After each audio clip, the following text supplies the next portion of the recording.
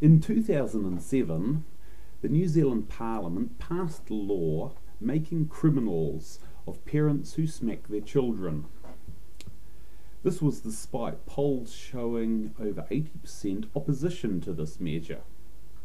In response, campaigners collected over 300,000 signatures to force a Citizens Initiated Referendum on the question. Should a smack as part of good parental correction be a criminal offence in New Zealand?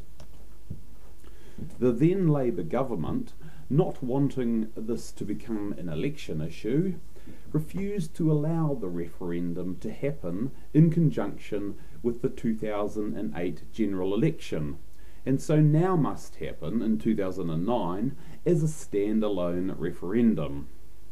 And so now we're coming up to the referendum, and what are the anti-smacking campaigners complaining about? The cost of the referendum. What utter hypocrisy! This cost would not have been necessary if the political and social elites had not ignored the people by ramming through the law, or had allowed the people to have their say earlier at last year's election.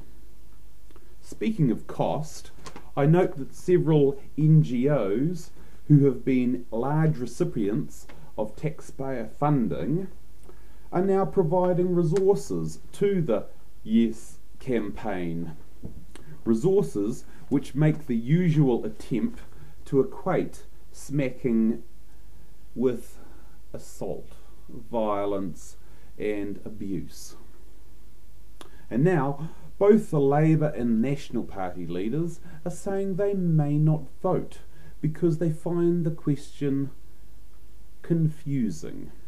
Well, if that's the case, then I'm sure there are some adult literacy courses that will be delighted to accept Mrs. Key and Goff into their roles in order to improve their comprehension skills.